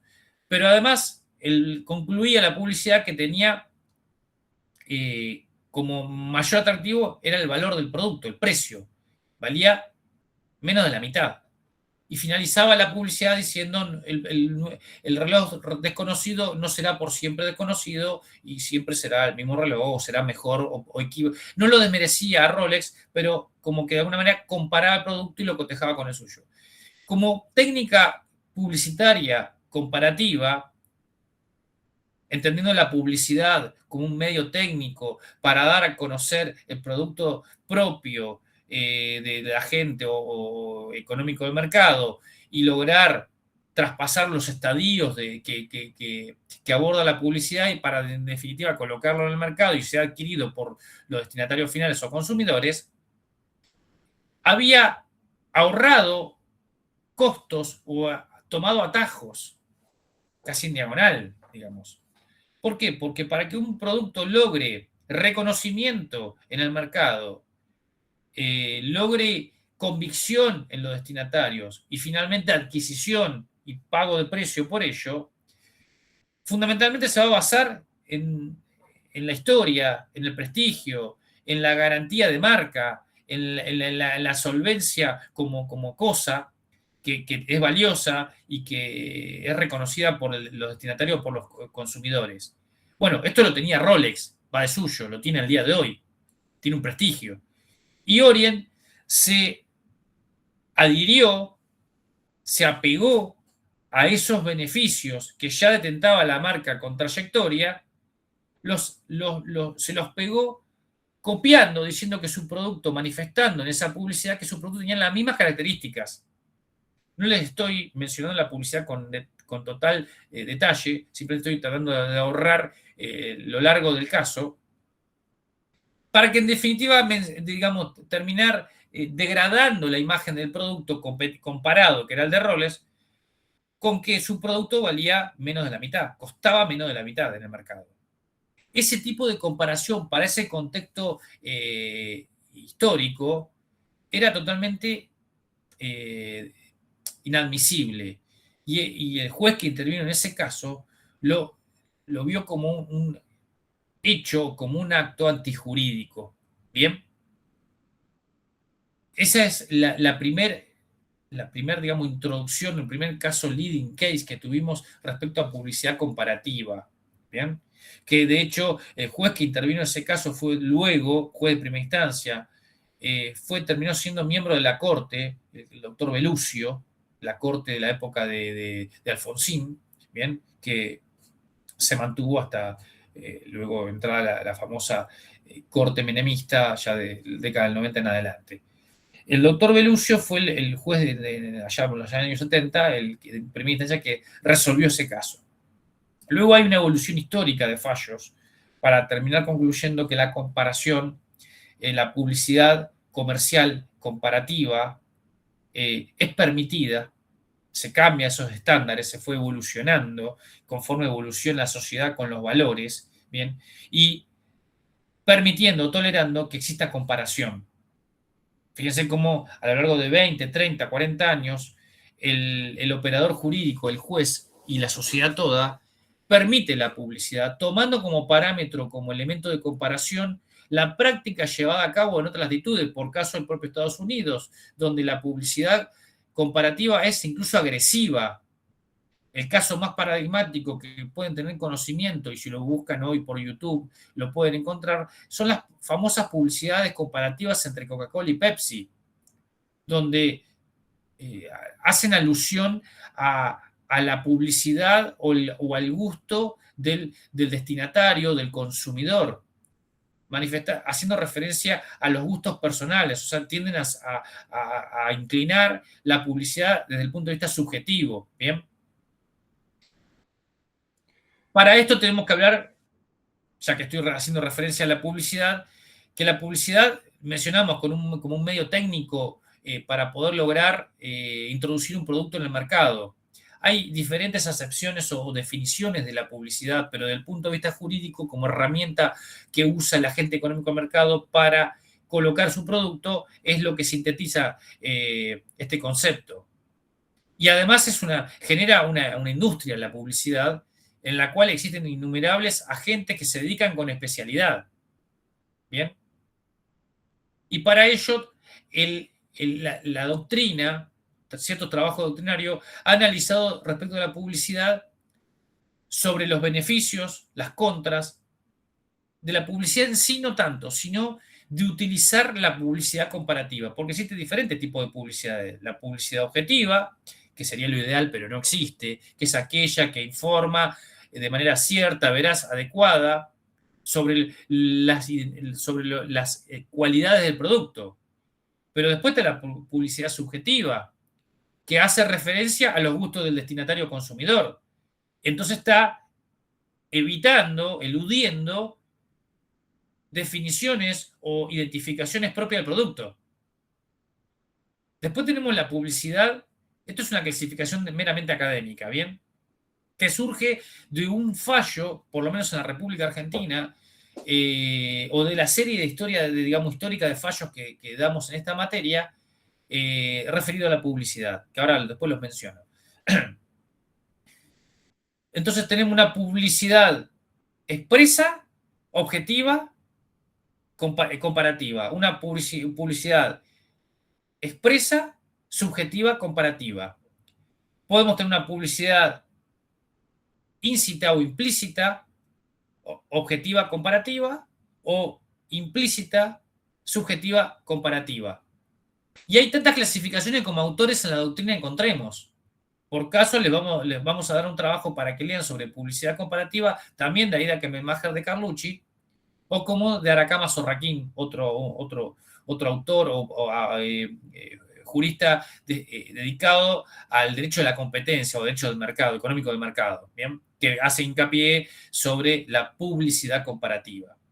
Lo concreto es que sobre la publicidad comparativa se pasó de un momento, un punto de pie inicial en la que se lo veía como algo negativo, a un momento actual en la que es totalmente permisivo, incluso se propicia que se la utilice para dar información al usuario consumidor que permita cotejar y comparar.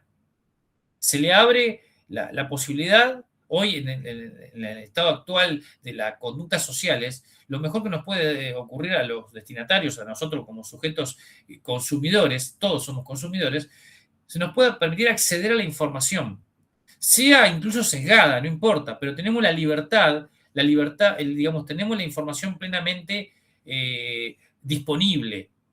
Y eso es lo que los autores que están a favor de la publicidad comparativa han alegado desde hace muchísimos años respecto de que la publicidad comparativa tiene ese beneficio. Permite informar al consumidor, permite que el consumidor se nutra de información, compare los productos, compare las cualidades, los beneficios, los pros y los contras, y luego decida. ¿Bien? Y entonces para esto tenemos que analizar que la publicidad cumple con una serie de estadios. El primer estadio de la publicidad es cuando el producto es desconocido. ¿Bien? Entonces, el agente económico que se dedica a la actividad publicitaria encuentra que tiene que posicionar ese producto o a ese servicio en el mercado. Entonces empieza a machacar con hacerlo conocer, hacerlo, lo publicita, lo pone en escena.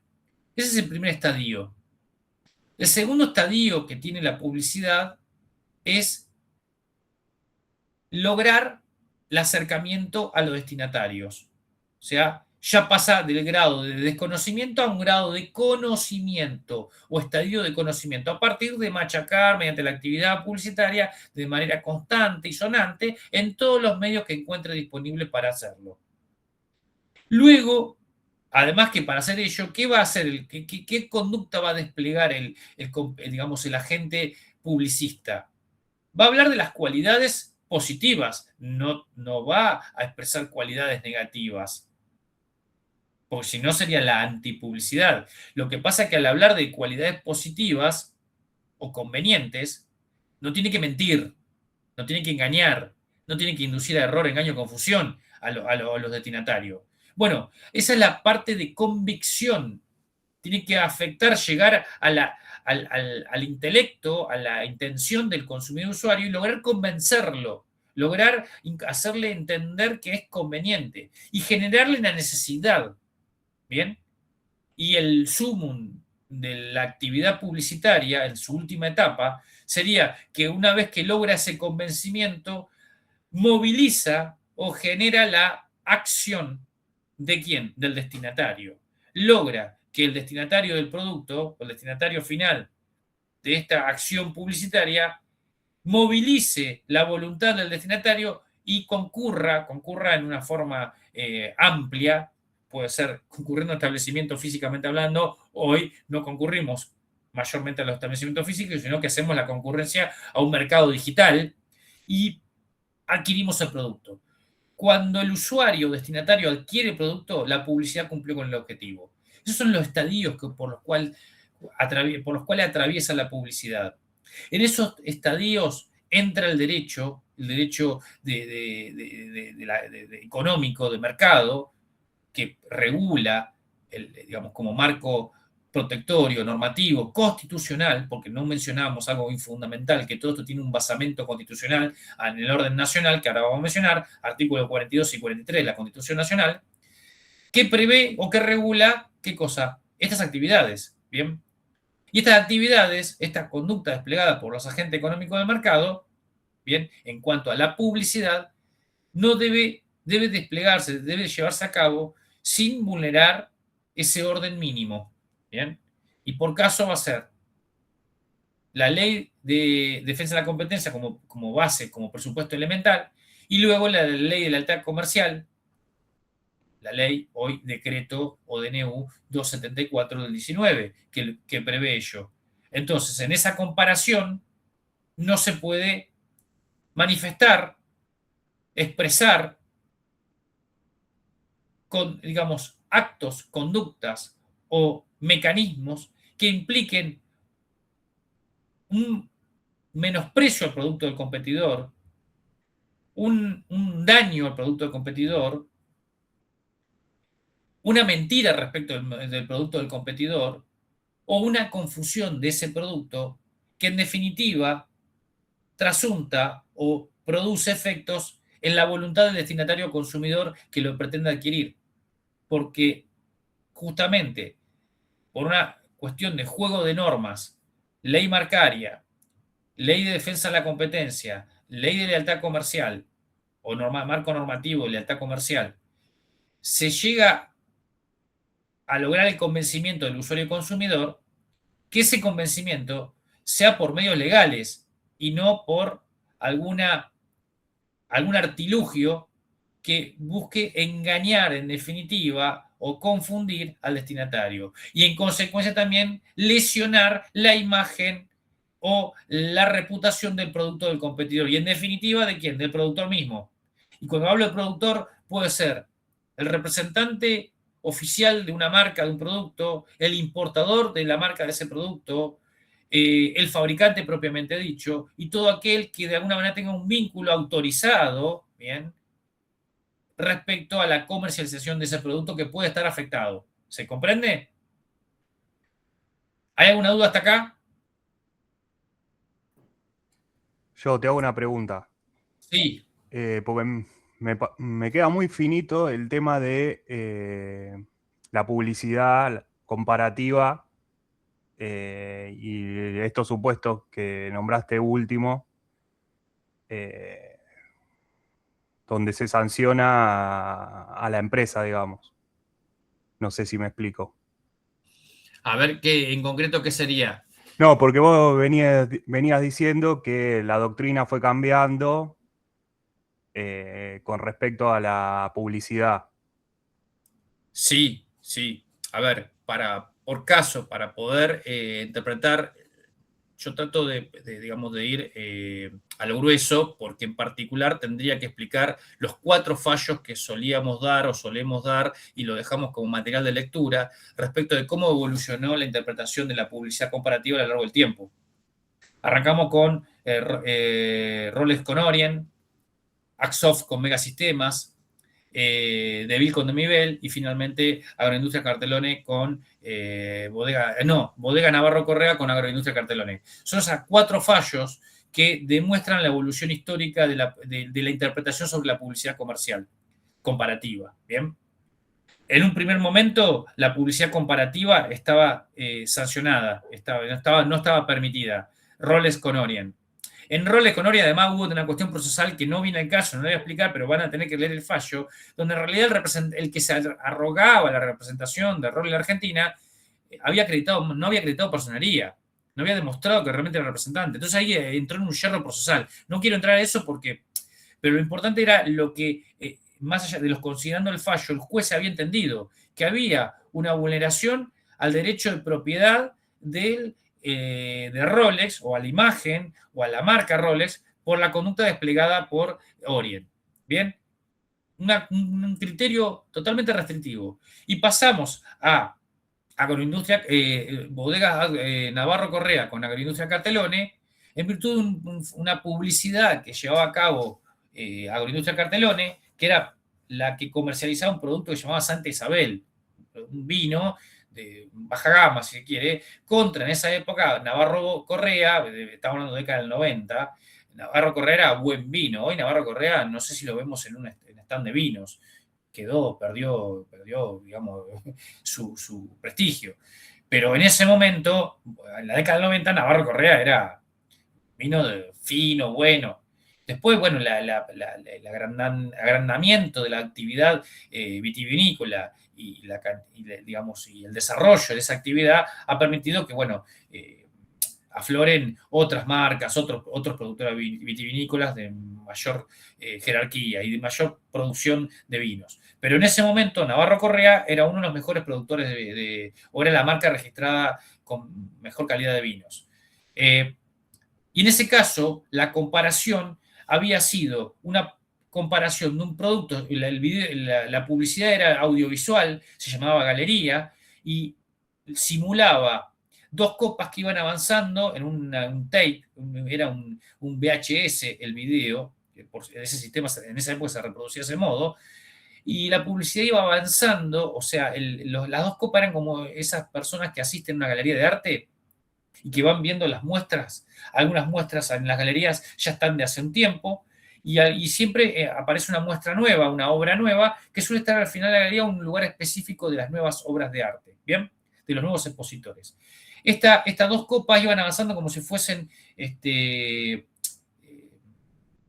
concurrentes a la galería, y en ese avance del video se deja soslayar, se deja ver en la duración de ese video como las siluetas de otros vinos reconocidos en el mercado. En ese momento, la famosa botellita Caramañola de Bodega La Rural, que es el 12 uvas, o San Felipe, si no me equivoco, que es Bodega La Rural, y La Rural también es, hoy por hoy, el paquete accionario está por, no me acuerdo si es una de las bodegas conocidas que está en Valleduco, no importa, no viene el caso. Y se veía la Caramañola típica. Por otro lado, se ve se visualizaba en esa publicidad, eso les propicio a que lean el fallo, después está subido en plataforma, ahora los liberamos luego.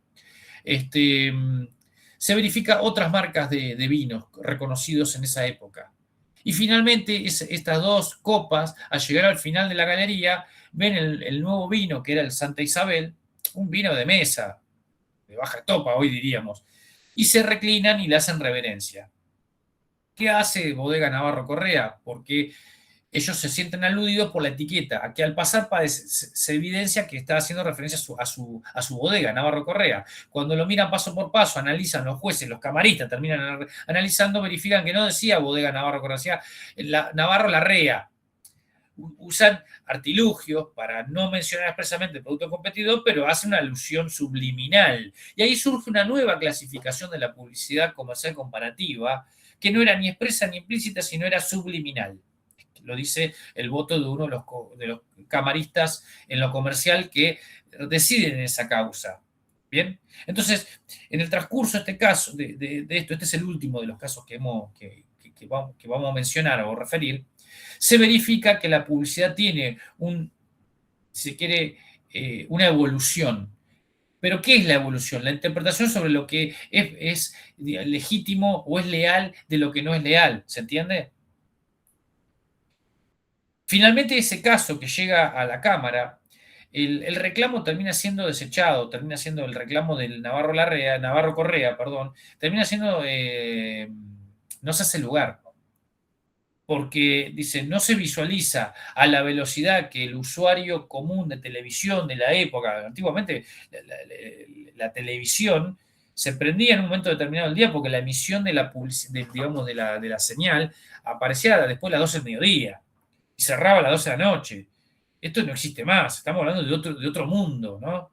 Los que son más grandes se acordarán de esto. Uno tenía que esperar a las 12 para que dieran el noticiero, se cortaba la transmisión y volvía a las 5 de la tarde y cortaba a las 12 de la noche. O a veces antes, depende si eran ciudades como la capital federal y alrededores o ciudades del interior que retransmitían el contenido televisivo.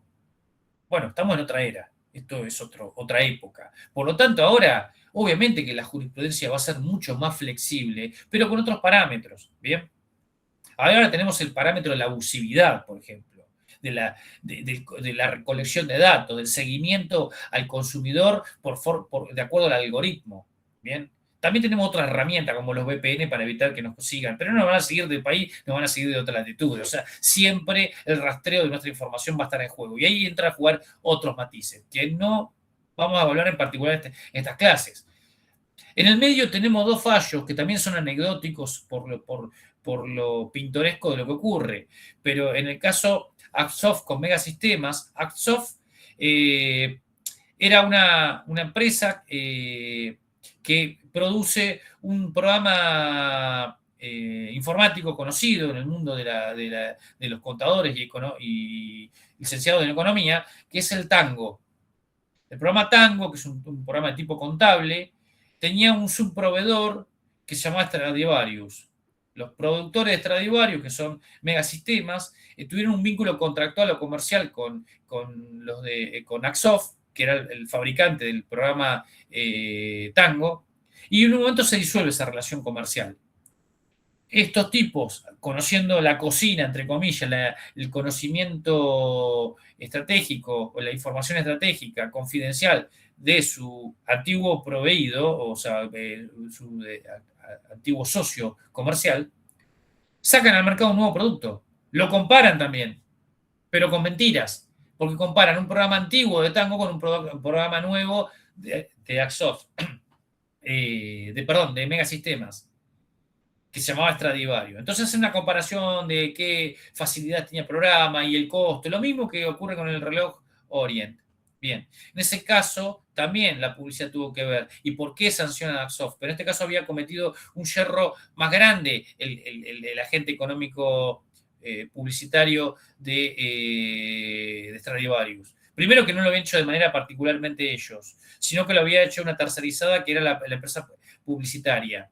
Por lo tanto, extendieron la responsabilidad. Y después que habían incurrido en una de las conductas descritas en el artículo 10 bis de la Convención de París sobre protección de la propiedad industrial, que lo tenemos incorporado como norma, como convención internacional aplicable de pleno derecho en nuestro sistema, en virtud de los tratados internacionales del 75, inciso 22, y además porque fue sancionado, fue ratificado por la ley 17.011, en el cual no habían comparado dos productos coetáneos de última producción, sino que habían comparado un producto nuevo con un producto antiguo. Y se sumaba que tenían conocimiento estratégico confidencial con anterioridad en virtud del vínculo contractual o comercial que los había unido anteriormente. ¿Se comprende? Entonces, en ese caso sí lo sancionan. Le hacen lugar a la demanda a Axoft contra Megasistemas. Y el último caso, el anterior al de Agroindustria Cartelone, Edmundo Navarro Correa con Agroindustria Cartelone, fue el caso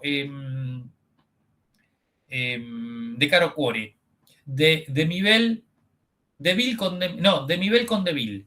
Y digamos, si se quiere, chimentero que tiene el caso es que el centro de discusión era que intervenía una modelo después de venida en, si se quiere, vedette, Raquel Mancini. No sé si la han sentido nombrar, o si alguien recordará, o si lo googlean la van a encontrar, que por lo menos ya en estos tiempos finales, o sea, ya han devenido los años 2000, 2010, 2015 y demás, había participado en el programa ¿cómo se llama? De Marcelo Tinelli, como jurado, como para bailando y demás. Bastante venida menos, obviamente, ¿no? Por las cirugías y las cosas que se hizo.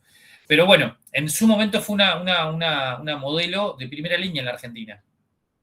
Y como era una modelo muy distinguida, las empresas productoras de ropa interior se la debatían, se la discutían. Ella tenía un convenio de exclusividad para hacer la imagen representativa de la marca Caro Cuore, que es la titular de esa marca, es Demi Bell. ¿Bien? Y hace un paso, se hacen esos pases comerciales, la figurita de esta marca se va, rompe el contrato de exclusividad y se pasa a la competencia. Y la publicidad queda en el inconsciente colectivo de aquel entonces porque era una publicidad escrita y visual, audiovisual. Decía, ahora Devil, decía ella, es mi nueva debilidad, vestida en ropa interior. Así de sencillo. ¿Qué pasa? Ella había sido característica y era la imagen exclusiva de Caro Cuore, de Mivel. Al romper el contrato, que además de Mivel inicia un juicio por ruptura incausada del contrato de exclusividad, el cual de Mivel se lo gana a Raquel Mancini, después demanda de Deville, marca de ropa interior de mujer, en virtud de esa publicidad que le había causado un perjuicio, alegan.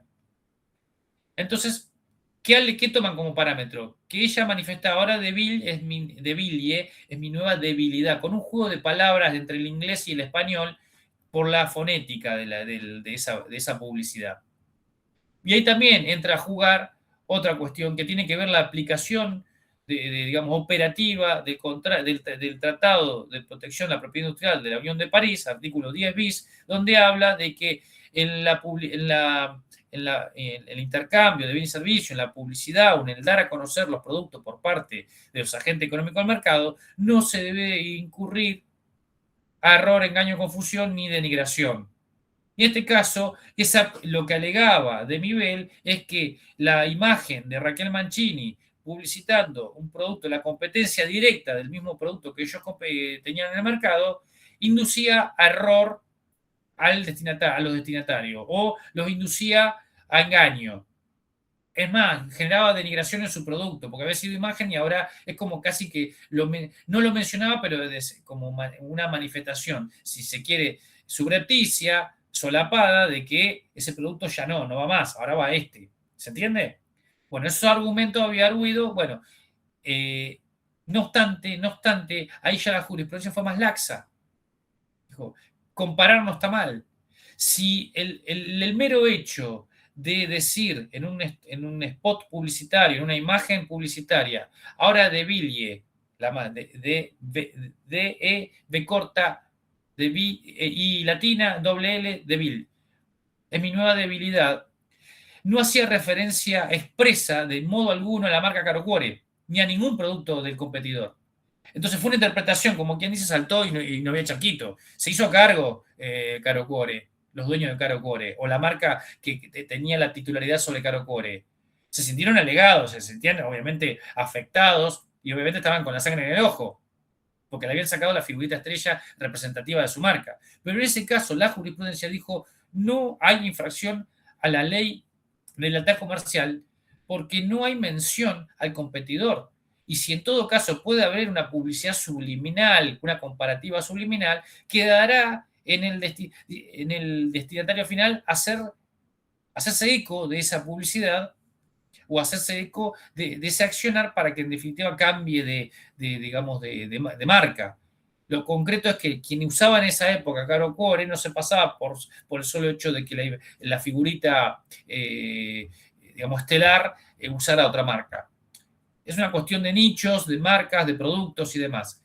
Y entonces lo que demostramos que la publicidad finalmente en nuestro actual devenir de interpretación ha sido laxo, ha sido permisivo, no ha sido, digamos, intolerante. La primera, digamos, postura, que lo expliqué en el caso Rolex con Orient, incluso el juez sanciona, o sea, en sus considerandos, reprocha la conducta de Orient en virtud de que hace lugar a lo que reclama Rolex, manifestando que hay una violación al artículo del 953 de ese entonces de Vélez-Sarsfield, cuando se habla del objeto de los actos jurídicos que deben ser lícitos, deben respetar derechos terceros, la buena fe, las buenas costumbres, ¿bien? Y no perjudicar el orden público, no violar el orden público.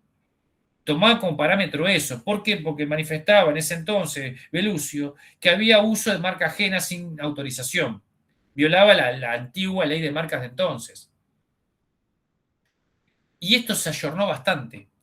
Igualmente las técnicas publicitarias se fueron, digamos, ayornando, se fueron evolucionando a modo tal que no son tan absurdas para hacer una mención explícita. Y nuestro sistema de interpretación jurisprudencial de la aplicación de las normas es más laxo, pero tampoco hay publicidades tan agresivas. Digamos, como conducta o como costumbre comercial comparativa por los agentes competitivos del mercado, no han ingresado en esa conducta que sí se despliega, por ejemplo, en Estados Unidos, sobre hacer una mención explícita y denigratoria al producto del competidor. Hubo algún atisbo, alguna referencia acá cuando se publicitaba con Coca-Cola y Pepsi, tapando la imagen de las botellas y haciendo referencia al gusto. Estamos hablando también de década del 90, donde la persona se hacía probar una gaseosa cola y esta es más rica, la otra no es más rica, y cuando expresaba cuál le gustaba más, sacaban la botella y era la de Pepsi, porque Pepsi tiene esa postura de competir contra Coca-Cola. Porque ¿quién es el producto cola más reconocido en el mundo y que es imbatible? Coca-Cola. Pepsi le quiere lograr romper con esa hegemonía y no lo ha logrado en muchísimos años. Si bien gasta millonada en recursos para lograrlo y en algunos sectores de Estados Unidos lo logra, pero a nivel mundial Coca-Cola le gana por afano a Pepsi. ¿Bien? ¿Se entiende hasta acá? ¿Hay alguna duda? De esta evolución jurisprudencial paso a otro marco o a otra norma.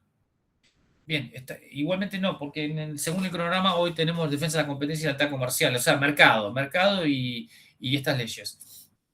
En concreto, para cerrar, porque estamos en -5 y no dimos recreo, nada. Otra cosa a los alumnos. La clase nuestra, los que son alumnos de la comisión mía, que sería comisión noche, si no me equivoco, o comisión turno tarde. Comisión tarde. Comisión tarde. Somos comisión tarde, profe. Bien, lo que ocurre es que tenemos, digamos, acumuladas las dos cursadas. Yo soy noche, profe. Bien, el tema está que a las 20 horas hay muchos alumnos del doctor Armanino, alumnos de la cursada del doctor Armanino, que tienen que cursar otra materia o que se les termina la clase. no sé, yo no tengo drama de seguir hasta las 21 horas, pero hemos acordado, y me parece que no les obliga, hay que respetarlo, con el doctor Armanino, que cortamos a las 20, sintetizando el dictado de la clase, para que no se queden desfasados los alumnos de él, que la clase de ellos es de 17 a 20, ¿bien? Y la clase nuestra es de 18 a 21 horas. Entonces, hicimos un intermedio, esto fue acordado también con el titular, que la clase se dicta de 18 a 20 horas. Entonces, ellos resignan una hora, pero terminan a tiempo. Y ustedes van a tener que resignar la última hora. Entonces, lo que se dio acá, se dio y no damos otra cosa más. ¿Me puedo quedar explicando fuera de hora? ¿Alguna duda? Ningún problema. Pero no voy a dar más información nueva. ¿Se comprende? Eso, ¿alguno de los alumnos de Gabriel tiene alguna duda? ¿Están presentes? Digo, pregunto. No, yo No, por el doctor. momento no. Todo Bien. perfecto. Bueno, Doctor, nosotros, bueno, Yo yo en sí. mi caso disculpe, sí, te escucho, Matías. a las 20 tenemos derechos reales nosotros, así que no tenemos Sí, esa información justamente es la que me manifestaron, por lo tanto, 19:57, y no hicimos ningún parate, yo los libero. Me quedaré explicando o ampliando sobre lo ya hablado. No voy a avanzar en otro tema nuevo para que ustedes no queden desfasados con ello, porque la siguiente clase, que vean que estén con el doctor Armanino, van a estar los dos grupos iguales. Son las dos únicas cursadas que vamos a ir con idénticos temas. Con el doctor Eduardo Vulcano no, creo que él tiene alguna diferenciación, apenas, sutil diferencia, pero lo da en diferentes estadios, momentos y demás. Pero bueno, para los alumnos del doctor Gabriel Armanino, yo los libero. La clase concluyó, incluso para los nuestros, para los míos también concluye. Me puedo quedar, si hay dudas, me preguntan, o amplío un poco más sobre lo ya hablado. ¿Bien? Así que a los alumnos de Gabriel los despido. Nos vemos en la próxima clase o se verán con el doctor Armanino en la próxima. Sí, Hernán. Muchas gracias. doctor. Sí. No te escucho, estás muteado. A ver ahí.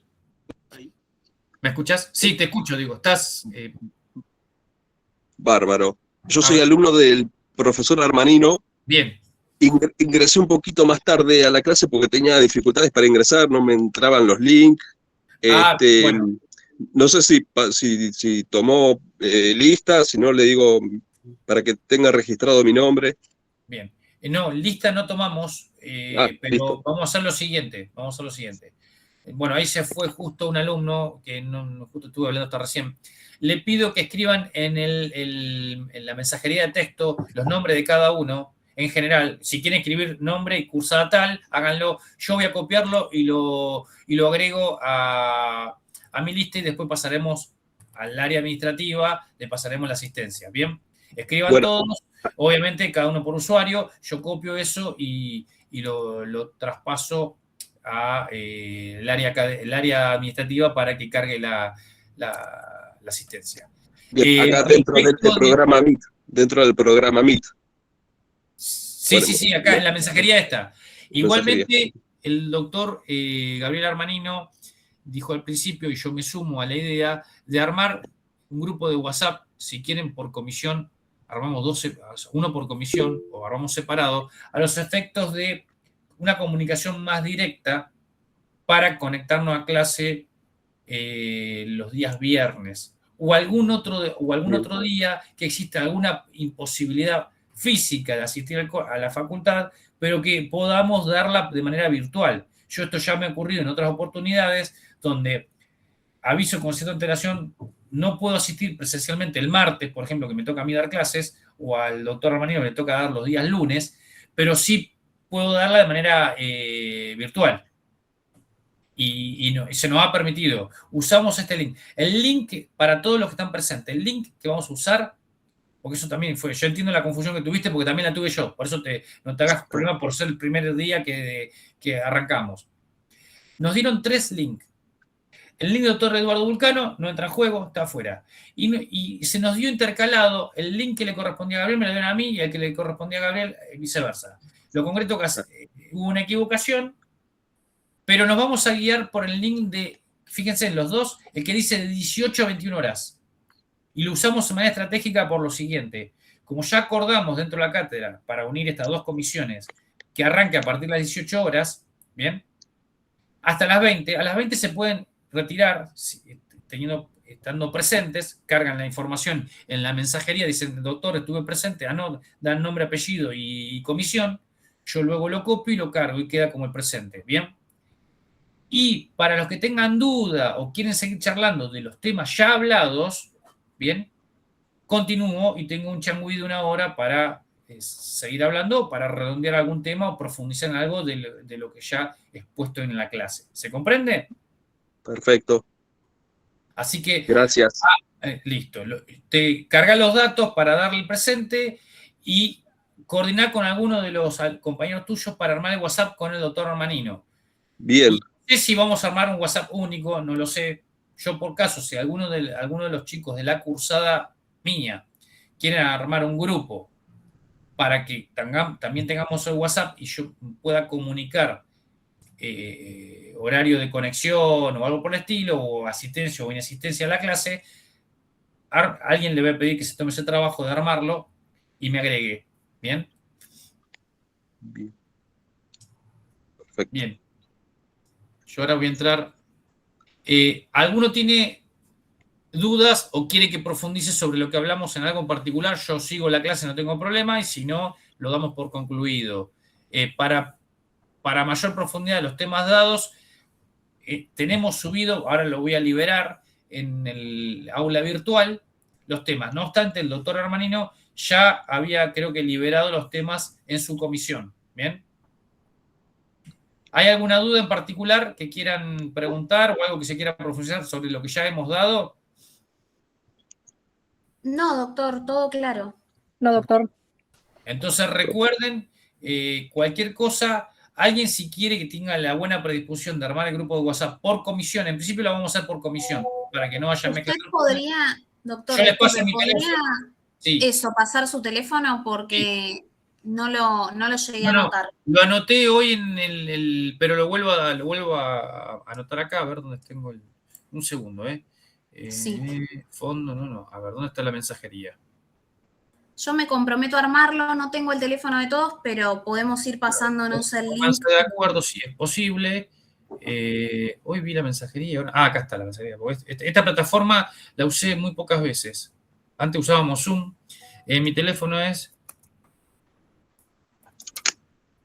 11 38 22 39 51.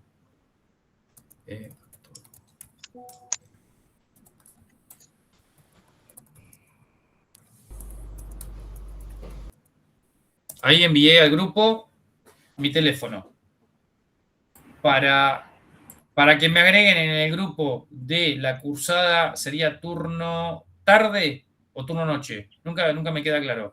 Turno tarde. ¿Turno tarde? Sí.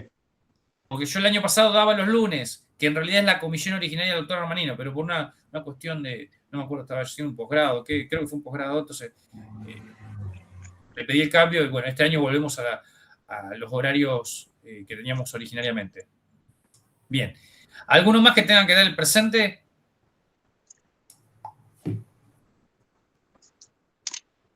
Y antes de que cierre, se desactive todo, por favor, den el presente o digan presente, comisión tal, o digan el nombre y apellido y después lo ubicamos en la comisión, pero por lo menos identifíquense. ¿Bien? Gonzalo, ¿cómo te va? ¿Todo bien? Bien, doctor, ¿usted? Bien. Gonzalo es el ayudante diplomado, ya abogado, de cátedra, ex alumno, muy buen alumno que hemos tenido en años anteriores. Así que bueno, se ha sumado este año a la cátedra y bueno, pueden contar con él porque ha sido excelente. Ha sacado 10 en cursada y 10 en final, así que sabe muchísimo, así que está para cualquier consulta de tema o de lo que ustedes consideren. No obstante, voy a reiterar también, por las dudas, di mi teléfono y paso mi correo. No obstante, pueden consultar en el aula virtual. Mi teléfono, mi correo es matarazopablo@gmail.com.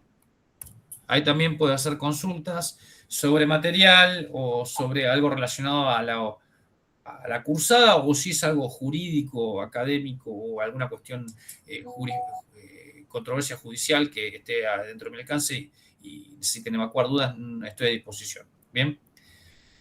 Si no no hay nada más que consultar, o si no quieren que amplíe o que aborde o amplíe sobre lo ya expuesto, yo ya los voy despidiendo y nos estaremos viendo en el viernes que viene, porque lunes y martes no hay actividad. Bien, Bien. entonces por ahí me conecte. Perfecto, doctor. Gracias. Gracias. No, un instante capaz que el viernes que viene, es muy probable que se conecte de manera directa al doctor Hermanino y retome algo de esto y continúe con el tema siguiente. ¿Bien? Bien. Bueno, antes de cortar, yo capto esto.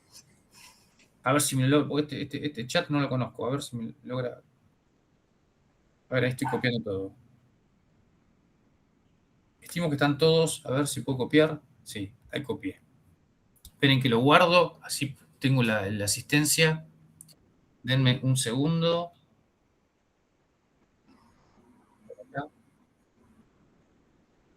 Logro copiar. Todo. Creo que están todos los. Me lo envío a mí mismo y después lo paso al sistema. Ahí está. Ya lo tengo. Bueno, alumnos, alumnas. Doctor, disculpe. Sí. Si me espera un minuto, copio Sí. el link para la invitación del grupo de WhatsApp por acá. Eduardo, no tengo problema, no tengo ningún inconveniente. Hoy, bueno, justamente la prolongación del Meet, en este caso, es para poder estas cuestiones, resolver estos temas.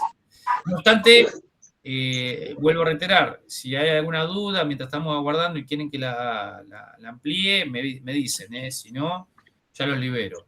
Sé que es viernes, última hora, nadie tiene muchas ganas de estar en clase, pero bueno, es lo que hay. Listo, ahí lo puse como para que puedan ir sumándose y a usted se lo envié por WhatsApp también.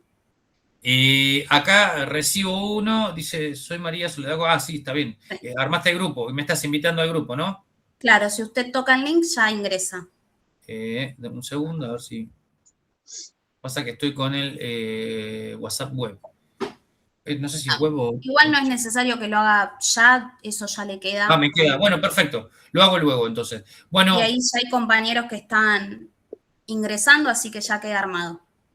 Bien, aguárdame a ver que se me quedó reducida esta pantalla. Un segundo, Quiero ver cómo amplía esto. Ahí está, ahí amplió. Bien.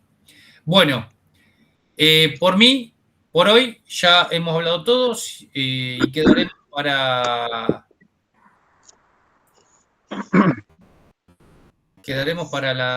la próxima clase.